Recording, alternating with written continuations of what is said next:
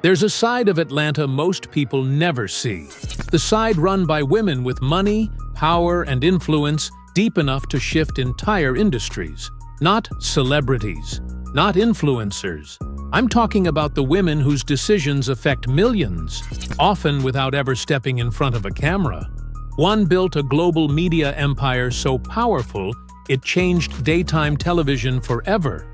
Another helped create the first cable network for Black audiences and walked away a billionaire. One woman on this list controls luxury resorts, sports teams, and real estate like she's building her own kingdom. Another funds the founders everyone else ignores. And one is quietly training the next generation of Black women who will dominate tech. These aren't just the richest women in Atlanta. They're the women shaping the city's future from behind the scenes. This is the 10 Richest Women in Atlanta, a countdown of quiet dynasties, power plays, and fortunes that don't need attention because they already run the room. Let's begin. At number 10 is Pinky Cole Hayes, a woman who transformed one slutty vegan food truck into a cultural wildfire, blazing across Atlanta's scene and fueling an estimated $10 million net worth by 2026. Her rise wasn't just fast, it roared, powered by viral lines that curled around blocks like carnival queues and a brand that grew larger than the burgers it sold. But the real drama came when the fire almost burned out. As corporate-owned expansion piled on heavy leases and nearly $10 million in overhead, the business buckled under its own weight. Then Pinky made a move as bold as a plot twist. She temporarily surrendered the company through an assignment for the benefit of creditors, only to buy it back weeks later, reclaiming her brand and IP, while shedding the dead weight of the old model. In one swift stroke, she flipped Slutty Vegan into a franchise engine, turning crushing fixed costs into royalty streams and setting her sights on global markets from Dubai to Africa. Now she's rebuilding with a lighter, sharper frame, an asset-light empire anchored by Slutty Vegan, Voyages, and a growing consumer product line. Even as she balances family life and the pressure of a public comeback, Pinky remains woven into Atlanta's cultural fabric, showing up at major events and community hubs like someone who knows the city moves when she does. Her influence feels tangible, a lifestyle flex that signals not just survival, but a rebirth rising like a phoenix with better wings. At number 9, we meet a different kind of power, quiet, structural, and strong enough to shape entire neighborhoods. Cynthia N. Day is the woman who proves that credit isn't just paperwork. It's the fuel that turns ambition into brick-and-mortar businesses. When the economy tightens and panic spreads like a cold wind, it's community banks like Citizens Trust that decide who gets a loan, who gets a lifeline, and who gets left behind. And under Day's leadership, those decisions move through Atlanta like an invisible current, steady and transformative. She stepped into Citizens Trust Bank in 2003 and, by 2012, became its first permanent female CEO, a milestone that marked the beginning of a new era. She modernized the institution, expanded SBA lending, and guided it through storms ranging from the Great Recession to the frantic PPP wave. Most people overlook community banks, dismissing them as dull, but they're more like quiet gatekeepers, deciding which businesses grow, which dreams stall, and which streets flourish. Day isn't a billionaire, but numbers don't tell her story. Her personal net worth sits in the mid-seven-figure range, with estimates between $3.45 million and $7 million. Solid, but modest, compared to the power she actually holds. Her real leverage comes from steering a bank with nearly $1 billion in assets, serving on the boards of Primerica and PROG Holdings, and holding a director's seat at the Federal Reserve Bank of Atlanta. Positions where equity, access, and policymaking intersect like perfectly aligned gears. Citizens Trust Bank itself is quietly elite, consistently ranking among the best-performing institutions under $3 billion, known for conservative strength and healthy margins. During the pandemic, when many lenders froze like deer in headlights, Citizens Trust moved with intention, processing PPP loans at scale and helping small businesses stay alive when credit dried up elsewhere. And Day's lifestyle reflects a subtler kind of wealth. No yachts, no ostentatious displays. Instead, estate-level properties shaped by long-term planning, executive-class travel that blends privilege and necessity, and access to elite financial rooms most people will never see. Her influence isn't loud. It moves beneath the surface, reshaping Atlanta the way tides reshape a shoreline while the rest of the city sleeps. At number 8, we spotlight a woman whose influence doesn't flash across stages, but moves through the quiet rooms where Atlanta's blueprint is drawn. Shawn Cooper never built her wealth on fame.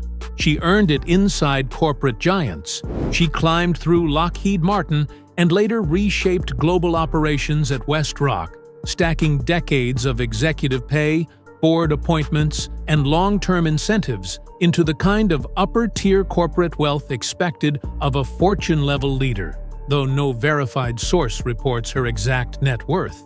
Her real power emerged when she stepped into civic strategy. As executive director of the Atlanta Committee for Progress, she moved into the city's unofficial control tower, quietly coordinating CEOs, university leaders, utility heads, and city officials, the way a conductor blends instruments into a single score. Most people watch the CEOs on stage. Almost no one notices the person aligning them behind the scenes. Yet Shawn's hand shapes where jobs land, which neighborhoods rise, and how Atlanta grows over decades. Her lifestyle mirrors her influence, private, intentional, and built on access rather than display.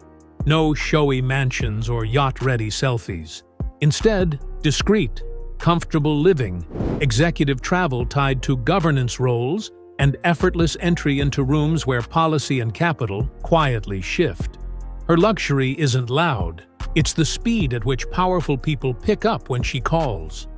Shawn's rise wasn't one big break. It was decades of trusted leadership. She ran major operations at Lockheed, transformed logistics at West Rock, and then steered the Atlanta Committee for Progress, helping the city move with coordination instead of chaos. She may never trend online, but the city's most stable growth patterns trace back to people like her, unseen architects keeping Atlanta's momentum steady. At number 7, we pivot to a kind of power Atlanta rarely sees coming. Not the kind measured in towers or tickers, but the kind you feel years later in who becomes a doctor, who gets admitted, who receives care, and which neighborhoods finally see clinics open. That's the lane of Dr. Valerie Montgomery Rice, President and CEO of Morehouse School of Medicine, the first woman to lead the institution, steering it from the clinic and lab into executive command like a pilot easing a jet from runway to sky. She didn't build wealth on a viral brand or an inheritance. She built it through medicine, leadership, and board service. Her corporate directorships, spanning companies like United Health Group and previously 23andMe, anchor a 2026 net worth range roughly between $3.5 million and $8.8 million, depending on the model used, reflecting equity holdings and director compensation accrued over decades. But her power move isn't personal, it's institutional. Morehouse School of Medicine trains an outsized share of Black physicians, and when Dr. Rice expands programs, secures funding, or locks in new partnerships, she's shaping a doctor pipeline that bends toward communities long denied access. Like water carving stone, slow, steady, transformative. She directs substantial budgets, attracts major grants, and sets priorities that decide which clinics get staffed, which students get opportunities, and which zip codes get healthier. Systemic power that compounds across careers, families, and neighborhoods. And the lifestyle flex matches the mission. No Buckhead Mansion photo ops or jet-set reels. Just quiet, institutional access.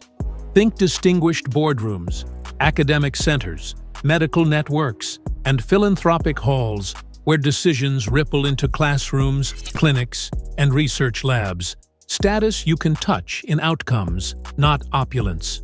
When the next generation of Black doctors steps forward, her imprint lands like a signature watermark, subtle at first glance, unmistakable once you know what to look for. 6. Julee Burks Solomon, the quiet gatekeeper of Atlanta's tech future. At number 6, we enter the arena where ideas survive or vanish before the public ever hears them. In Atlanta, the real power isn't just in who gets educated or treated, it's in who gets funded first. And that's where Julee Burks Solomon stands, shaping the city's tech future long before the headlines catch up. Julee didn't inherit wealth or ride a viral trend. She built her bag by solving a real problem.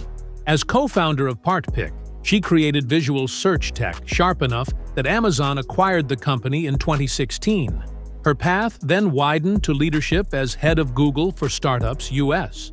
Her 2026 net worth estimates range from around $900,000 to the high 7/low 8-figure tier, depending on model and disclosure, a reflection of her Amazon exit, Google compensation, and venture capital equity. But her most powerful move came after the exit. Instead of drifting into corporate comfort, she pivoted into capital allocation. As managing partner of Collab Capital, she helps invest over $100 million into founders who rarely receive early checks. Her influence compounds quietly, like interest. She doesn't need to own one winner when she can own pieces of dozens. Her lifestyle flex isn't about yachts or mansions, it's about access. The boardrooms she shapes, the founders she backs, and the tech ecosystems that shift because she placed early bets. Her assets are tangible in startups launched, accelerators funded, and founders who wouldn't have been seen without her. There was no overnight explosion, just a deliberate shift from builder to investor. If you've been impressed so far, brace yourself. The top 5 don't just participate in power, they define it. Let's step into the highest tier. At number 5 is Rosalind Brewer, a woman who didn't rise through hype or inheritance. She didn't build a flashy startup or walk into a family empire. She earned her wealth in a rarefied air, where decisions hit like dominoes, tipping across the globe.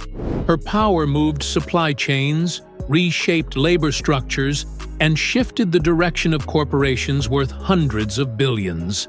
By 2026, her net worth sits between $40 million and $75 million, fueled by CEO-level pay, long-term equity from giants like Starbucks and Walgreens, and board seats at Amazon, Lockheed Martin, and United Airlines.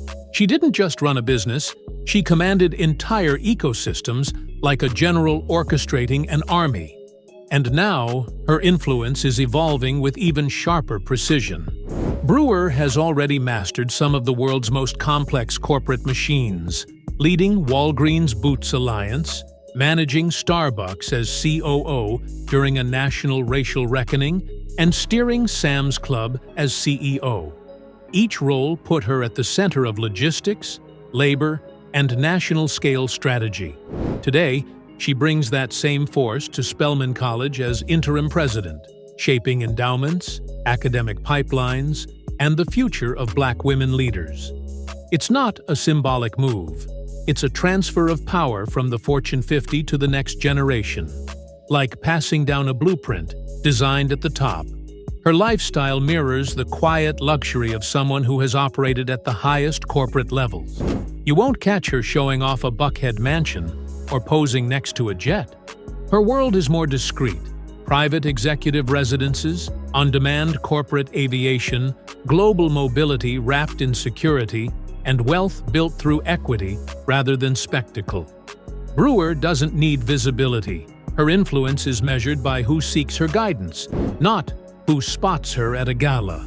Roz Brewer stands as one of the most powerful Black women ever connected to Atlanta's orbit. She earned trust inside the country's most dominant institutions. And then, she led them. Now she's steering Spelman with the same steady hand she once used to direct multinational companies. This is what it looks like when someone who has managed global corporations chooses to shape an institution for Black women. It's not just leadership, it's legacy. And almost no one reaches this level.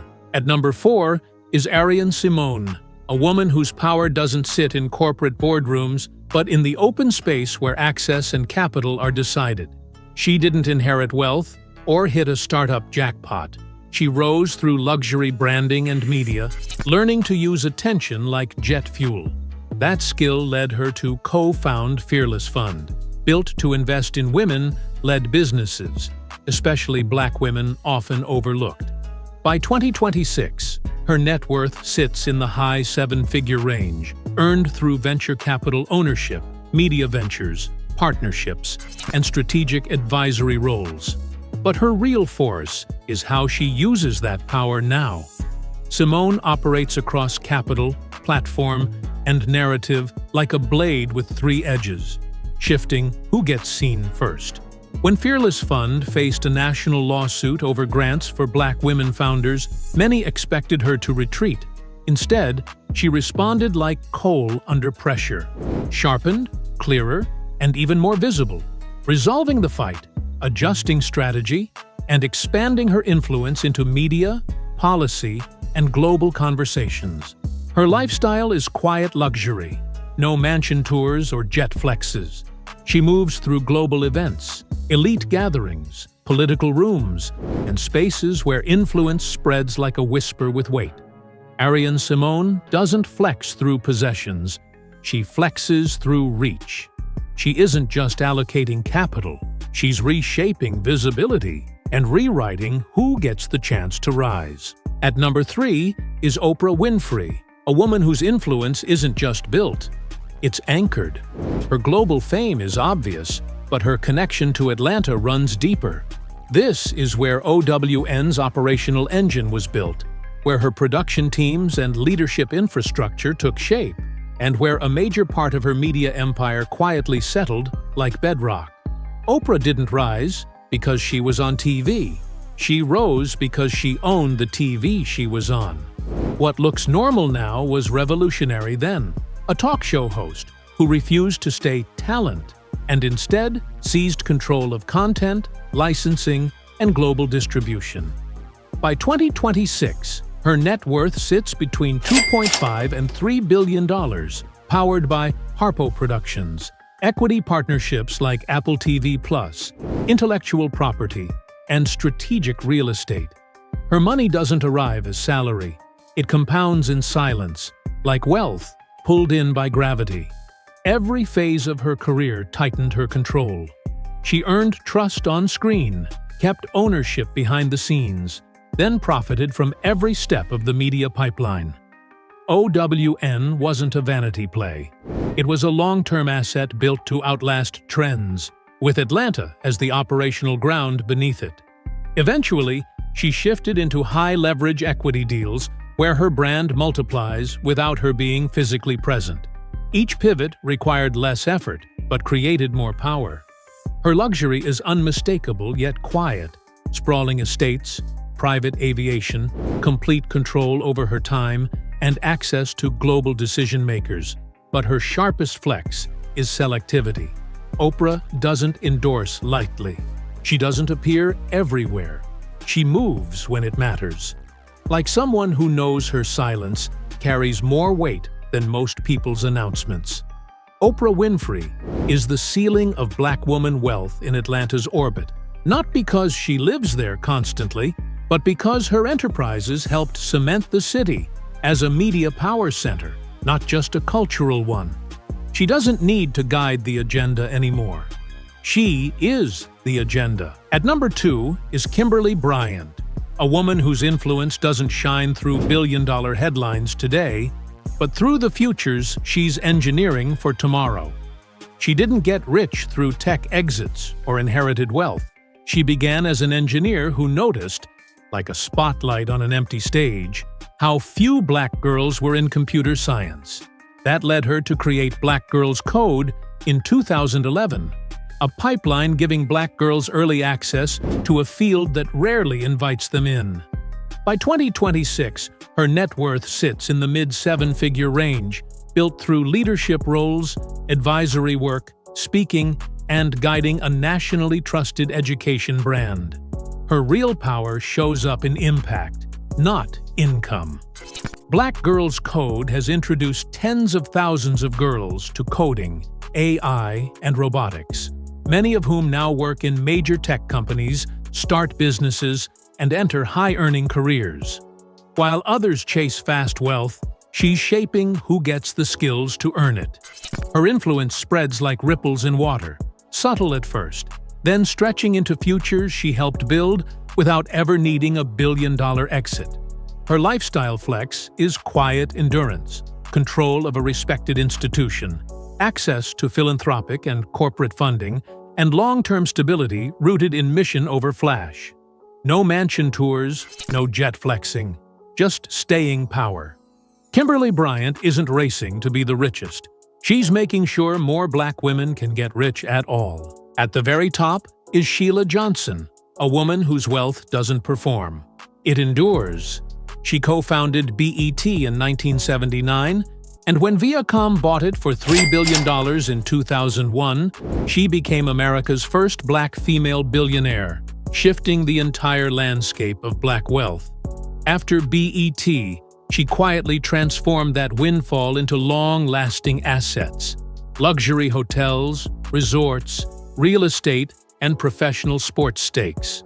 By 2025 to 2026, her net worth sits between $850 million and $1.1 billion, backed by Salamander Hotels and Resorts, major property holdings, and ownership in teams like the Atlanta Hawks, plus the Wizards, Capitals, and Mystics, through monumental sports and entertainment.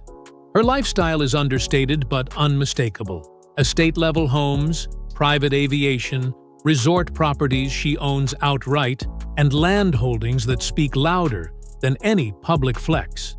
She rarely shows her wealth because she doesn't need to. Her assets do it for her.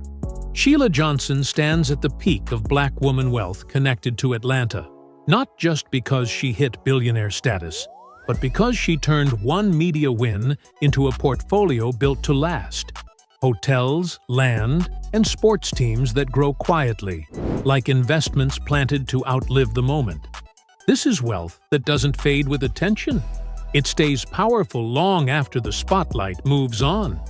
And that's the list. The 10 richest women shaping Atlanta from the top down.